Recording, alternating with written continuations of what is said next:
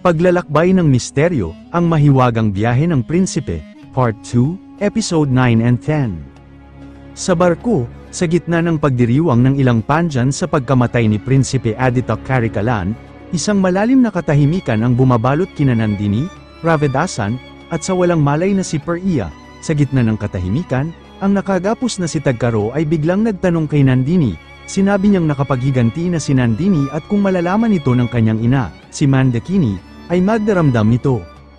Pinatahimik siya ni Ravidasan, ngunit patuloy pa rin si Tagkaro sa pagsasalita. Sinabi niyang si Mandakini ang ina ni Nandini at inihayag ang pangalan ng kanyang ama. Pinigilan ulit siya ni Ravidasan, pero nagpatuloy pa rin si Tagkaro at sinabi na ang ama ni Nandini ay si Veera Pandyan, ang Haring Veera Pandyan. Nang sumingit ang ibang mga Pandyan at pinagsabihan si Tagkaro na tumigil, nagpatuloy pa rin siya. Sinabi niyang dinala niya si Veera Pandyan sa isla kung saan nagtatago ang hari ng Chola, si Sundarat Chozar. Ngunit nakatakas ang hari. Sinabi niyang naghiganti si Veera Pandyan kay Sundarat Chozar sa pamamagitan ni Mandakini. Bago pa man matapos magsalita si Tagkaro, pinatay siya ni Pantat sa pamamagitan ng paghiwa sa kanyang leeg. Nagtanong si Nandini kay Ravidasan kung totoo ba ang mga sinabi ni Tagkaro. Tinanong niya kung inabdak ba ni Veera Pandyan ang kanyang ina, kung naglihi ba siya sa kanya sa kasalanan, at kung bakit itinago sa kanya ang katotohanan. Tinanong din niya kung bakit siya ipinagpalit bilang inakay at kung siya ba talaga ang anak ni Veera Pandyan. Sumagot si Ravidasan na may mga espiya na nagbabantay kay Nandini habang lumalaki siya. Sinabi niyang si Veera Pandyan ang nagbigay sa kanya ng tirahan nang itinaboy siya ng mga Chola. Sinabi rin niyang bago mamatay si Veera Pandyan, sinabi niyang, Nandini, patawarin mo ako. Sinabi pa niya na sa kanya ipinagkatiwala ni Veera Pandyan ang kanyang anak at sa mga bisig niya ito namatay. At sinabi niyang sinusunod nila ang mga utos ni Nandini dahil siya ang anak ni Veera Pandyan. Nang marinig ni Nandini ang lahat, siya ay nagulat at nahimatay sa pagkadismaya. Si Parthai Bendran ay nagtungo sa Rashtrakuta Nado at sinalubong ng hari ng Rashtrakuta na si Ketiga. Masaya si Ketiga na sumali si Parthabendran sa kanilang pakikipaglaban at sinabi na magtutulungan sila sa paghahari mula sa timog hanggang sa hilaga. Ipinahayag ni Parthai Bendran ang kanyang layunin na maghiganti para sa kamatayan ng kanyang kaibigan na si Aditya Karikalan. Sinabi naman ni Ketiga na sumali na rin sa kanila ang hari ng Chalukya, ang hari ng Ganga, at ang hari ng Langka kasama ang kanyang hukbo. Nagpahayag ng pag-asa si Parthai Bendran na handa nang makipaglaban ang hukbo ng Pallava. Samantala, nagkaroon ng pagtatalo si Madranthakan at si Ketiga. Sinabi ni Madranthakan na nilalabag ni Ketiga ang kanyang pangako na gawin siyang emperador ng Chola nang walang pagdanak ng dugo. Sinabi niyang mas gugustuhin niyang maging alipin ni Erenmazi kaysa maging emperador sa pamamagitan ng pagtatraidor. Sa ibang lugar, dinala ni Nandini si Periya sa templo ng Katravai para gamutin ang kanyang mga sugat. Habang wala pang malay si Periya, nagtungo si Nandini sa ilog. Doon, nag-iisa siyang naglalakad patungo sa malalim na bahagi ng tubig, at nag-iisip tungkol sa kanyang nakaraan. Naalala niya na iniwan siya ng kanyang sariling ina, na itinapon siya ni Aditya Karikalan sa kanyang kaharian, at na si Veera Pandyan ang kanyang tunay na ama. Nagalit siya na itinago sa kanya ang katotohanan hanggang sa kamatayan ng kanyang ama. Naisip niyang siya ay isang laruan lamang sa kamay ng mga tao, at ang tanging nagmahal sa kanya ng walang kapalit ay ang kanyang asawa. Sa sobrang sakit ng kanyang damdamin, nilunod niya ang kanyang sarili sa ilog na naging sanhi ng kanyang pagkawala. Samantala, si Nambi ay naghahanap ng tulong para kay Periya, na natagpuan sa templo ng Katravai, at nagbigay ng impormasyon kay China Pasuvetarayar. Agad namang pumunta si China sa templo. Sa Thonyavar naman, si Vanthiathivan ay nakagapos at sugatan. Habang siya ay dinadala sa hukuman, ang mga tao ay nagsisigawan. Ipinaparatang sa kanya na siya ay mamamatay tao. Ang kanyang mukha ay nagpapahiwatig ng kanyang kawalang kasalanan. Sa pagdating niya sa harap ng hukuman, si Erenmazi ay tumitig sa kanya, puno ng galit at pagdududa. Si Kundavai, sa kabilang banda, ay may awa sa kanyang mga mata. Nagsimula ang mga akusasyon. Sinabi ni Kandamaran sa hari, na si Vanthiathivan ang pumatay kay Aditya Karikalan, dahil natagpuan siya malapit sa bangkay ng prinsipe. Si Sambyuvarayar, na nag-aalinlangan sa paratang ni Kandamaran, ay nagtanong kung nakita ba niya si Vanthiathivan na pumatay. Nagsalita si Procolo, sinabi niya sa hari na hindi siya naniniwala kay Kandamaran, ipinahayag niya na siya ay nilinlang kaya inanyayahan niya si Prinsipe Aditya na pumunta sa Kadambar. Nang makita niya na nag-aalala ang hari, si Vantiathavan ay nagtapat at sinabing siya ang pumatay kay Aditya. Ipinahayag niya na ipinagkaloob niya ang kanyang buhay para protektahan ang prinsipe, at nagkamali. Habang nagsasalita si Vantiathavan, dumating ang magkapatid na si China at si Perea. Sa pagdating ni Perea sa harap ng hukuman, inamin ni Perea sa hari na nagkasala siya ng pagtataksil. Ipinaliwanag niya na ang kanyang pagnanasa kay Nandini ay nagpabulag sa kanya, at hinayaan niyang makapasok ang mga rebeldeng Pandyan sa kanyang palasyo. Tinawag niya si Vantiathavan na isang mandirigmang Vanar, at ipinagtapat na siya ang nagpigil sa kanya, kaya't hindi niya mailigtas si Aditya. Habang nagsasalita si Perea, dumating si Nambi at palihim na nagsabi ng isang mahalagang impormasyon sa hari. Tumayo ang hari at sinabi sa harap ng lahat na ang hukbo ng Rashtrakuta ay tumawid sa mga hangganan ng kaharian ng Chola. Nang marinig ito, ang lahat ay nagkagulo. Si Lolo, isa sa mga pinuno ng hukbo, ay nagbigay ng mga utos para sa paghahanda sa digmaan. Nang papaalis na ang hari, tinanong ni Vantiathavan kung maaari siyang mamatay sa larangan ng digmaan kung siya ay mapaparusahan. Pumayag ang hari sa pamamagitan ng kanyang pagtango. Mabilis na nagsimula ang paghahanda. Ipinag-utos na ayusin ang mga hukbo ng Kaikola, at ihanda ang mga armas. Nasa tamang hilera ang mga sundalo, ang mga kalasag ay nakahilera ng mahigpit, at ang mga nakasakay sa kabayo ay nasa unahan. Si Velar, si Erenmazi, at si Vantiathavan ay nanguna sa hukbo. Nang makita nila ang malakas na hukbo ni Ketiga, sinabi ni Velar, si Ketiga ay nakasama na ang Pallava at ang hukbo ng Lankan, ang kanyang lakas ay 3 beses na ngayon.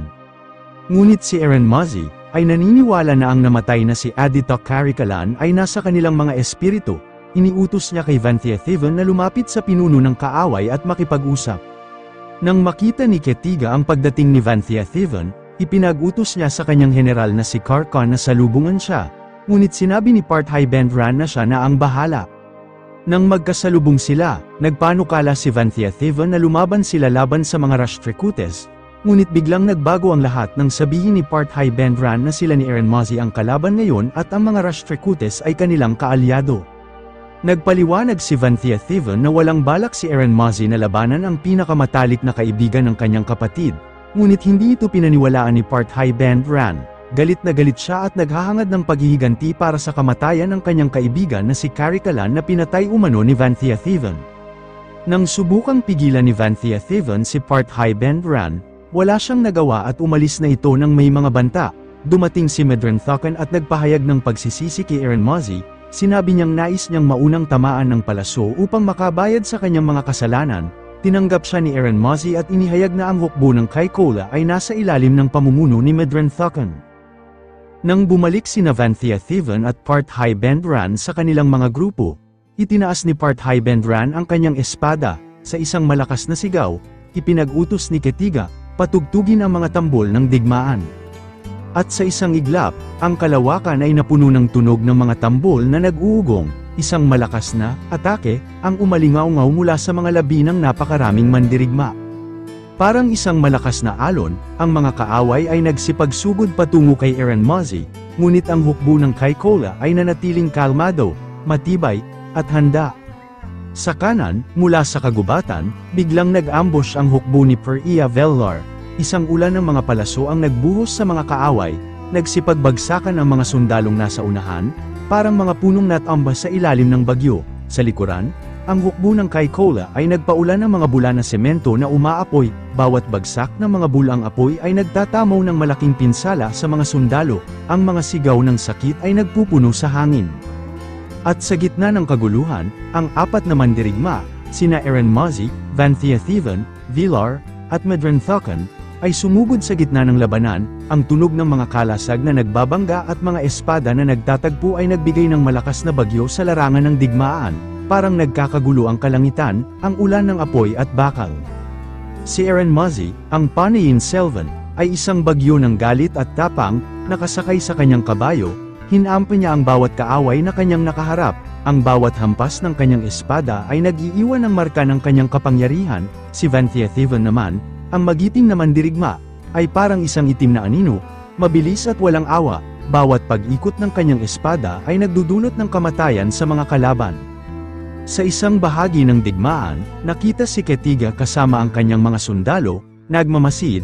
Bigla, mula sa likuran, dumating si Lolo, nakasakay sa kanyang mga elepante. Ang mga elepante ay nagsipag-ungol, ang mga trangkong ay sumasayaw, habang sumugod sila patungo sa hukbo ni Ketiga. Si Vanthia Thiven ay patuloy na lumalaban, naghahanap ng pagkakataon na tapusin ang labanan. Ang kanyang mga kasanayan sa pakikipaglaban ay tila nagmula sa isang ibang mundo. Ang kanyang galaw ay mabilis at tumpak. Si Eren Mozzi naman, ang anak ng hari, ay nakikipaglaban ng may tapang, pinatunayan ang kanyang karapatan bilang isang tunay na mandirigma. Sa mga kalaban naman, si Part Highband Ran na kabilang sa mga tumalo sa Rashtrakuta noon, ang kanyang bilis at galing sa pakikipaglaban ay ginagamit niya ngayon sa mga kakampi niya noon. Sa gitna ng labanan, nagtagpo si Vanthia Thiven at si Part Highband Ran, ang dating magkaibigan at magkasama sa digmaan, ngayon ay magkakasalungat, naghaharap sa isa't isa. Ang kanilang mga espada ay nagtatagpo sa isang sayaw ng kamatayan, ang bawat pag-ikot ay nagdudulot ng panganib, ang bawat pag-atake ay isang pagsubok ng kanilang kasanayan. Sa huli, nasugatan si Part Highband Ran at natalo sa kamay ni Vanthia Thiven. Sa ibang bahagi ng larangan ng digmaan, napatay ni Madren Thakon si Karkan. Ang laban ni Eren Mozzi at Ketiga ay nag-iinit ng husto, parang dalawang bagyo na nagbabanggaan. Ang kanilang mga sandata ay nag-uugong sa bawat pagtama, ang bawat galaw ay may katapatan, walang katiyakan kung sino ang mananalo. Ngunit sa isang pagkakamali, at nasugatan si Ketiga, at sa isang mabilis na kilos, naagaw ni Eren Mozzi ang palakul niya, nang hihina na si Ketiga, at nang makita niya ang kanyang sariling sandata sa kamay ng kanyang kaaway, isang malakas na hiyaw ang lumabas sa kanyang bibig. Sa isang mabigat na galaw, ibinato ni Eren Mozzi ang palakul kay Ketiga. Tumama ito sa kanyang dibdib, at sa isang iglap, ang malakas na pinuno ay bumagsak sa lupa, ang kanyang buhay ay naglaho sa isang iglap. Si Eren Mozzi, bagamat nagtagumpay, ay napaluhod, ang pagod ay nag-uumapaw sa kanyang katawan, parang isang malakas na alon na naghahatid sa kanya sa pagbagsak. Ang labanan ay nagwakas, ngunit ang tagumpay ay may halaga, ang hukbo ng Rashtrakuta ay natalo, at ang mga Chola ay nagtagumpay. Pagkatapos ng matagumpay na labanan, ang palasyo ay nag-aalab sa kagalakan, parang isang dagat ng tao, ang bawat sulok ay nag-uumapaw sa sigla, ang mga tambol ay tumutugtog ng malakas, ang ritmo ay sumasabay sa kabahaging puso ng mga tao. Sa gitna ng kaguluhan, ang palasyo ay parang isang palaruan ng kulay at ilaw, ang mga banner ng hari ay nagwawagayway sa hangin, parang mga pakpak ng ibon na nagsasaya. Sa gitna ng lahat, si Per-Iya Pazuveterayar at ang kumikinang na korona ay nasa kanyang mga kamay. Habang tumutugtog ang mga tambol, ipinahayag ni Samgyevarayar ang mga nakaraang tagumpay ng mga hari ng Chola, kabilang si Sandarit Chozar, Paranthakit Chozar, Gandharthidar, Arinjayar, at Adita Karikalan. Binanggit din niya ang tagumpay ni Eren Mozzi, na kilala bilang Panayin Selvan. Ngunit pinigilan ni Eren Mozzi si Samgyevarayar, sinasabing ang mga tagumpay na yun ay nakaraan na, at mayroon pa siyang mahabang paraan upang maabot ang gayong karangalan. Pagkatapos ay humarap si Eren Mozzi sa hari at tinanong kung ang korona ay sa kanya na, sinabi ng hari na hindi niya ito ibinigay, kundi na panalunan ito ni Eren Mozzi. Ngunit pagkatapos, nagpasya si Eren Mozzi na ibigay ang korona sa kanyang tiyuhin na si Madren Thakon, na namuno ng hindi nakikita sa loob ng 25 taon. Tumanggi si Madren Thakon, sinasabing hindi siya karapat-dapat dahil siya ay sakim, ngunit sinabi ni Eren Mozzi na ang kasakiman at ambisyon ay mga tanda ng isang dakilang hari. Pagkatapos, ipinahayag ni Eren Mozzi na kailangan nilang makuha ang kaharian ng Bharata, iwagayway ang watawat ng tigre sa Himalayas, at palawakin ang kanilang kaharian. Ang mga tao ay nagsipagsigawan ng papuri, ang kanilang mga mukha ay nagniningning sa pag-asa at pananabik. Ang haring Sandarit Chozar at Reyna Sembian Mahadevi ay nagbigay ng kanilang pagpapala. Si Eren Mozzi, ang kanyang mukha ay nagniningning sa pagmamalaki, ay nagtaas ng korona, gamit ang ating mga espada, sigaw niya, si Vanthia Thiven Valyavarayaran at ako ay tatayo sa iyong tabi, ginagabayan ng ating dakilang tiyuhin, si Pazuveterayar. Sa isang iglap, ang mga tambol ay nagsipag-ugong, ang ritmo ay nagiging mas malakas, parang puso ng isang leon na nagngangalit. Ang mga tao, na nagkukumpulan sa palasyo, ay nagsimulang sumigaw ng luwalhati kay Madren Thakon Devar. Ang kanilang mga boses ay nagsasama-sama, parang isang malakas na alon na nagwawalis sa lahat ng bagay sa paligid. Ang korona, na dating nasa kamay ni Eren Muzzy, ay inilagay sa ulo ni Medren Thukon. Ang palasyo ay nag-alab sa kagalakan, ang mga tao ay nagtatawanan, nagsasayawan, at nagsasaya. Si Medren Thukon, ang bagong hari, ay sumakay sa isang elepante, ang kanyang likod ay tuwid, ang kanyang mga mata ay naglalabas ng karangalan, si Eren Muzzy ay nasa tabi niya, ang kanilang presensya ay nagdudulot ng pag-asa at kagalakan sa bawat tao na nakakakita sa kanila. Ang parada ay nagsimula, ang elepante ay naglalakad ng marahan, ang mga tao ay sumasabay sa paglalakad, ang kanilang mga boses ay nag-uugong ng papuri, parang isang malaking alon ng kulay at ingay, ang parada ay umaagos sa buong palasyo, nagdadala ng kagalakan sa lahat ng nakakakita.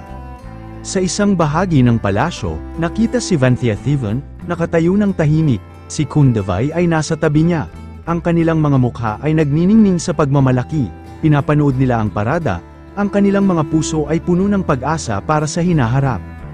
Si Ponniyin Selvan ay nagtayo ng isang malaking hukbong pandagat at nagtatag ng kaharian ng Chola sa kabila ng mga dagat. 14 na taon pagkatapos ng pagkamatay ni Medren Thukon, umakyat si Ponniyin Selvan sa trono bilang Raja Chola, nahuli at nahatulan ang mga Pandyan, kabilang si Ravid Asan. Noong 1010 AD, itinayo ni Raja Chola ang Grand Peruvodayar Temple sa Thonyavar, nagsimula ang isang gintong panahon sa ilalim ng pamamahala ng dakilang Raja Chola. Ang kwento ay nagtatapos sa isang tagumpay para sa mga Chola, na nagpapakita ng kanilang lakas at kapangyarihan.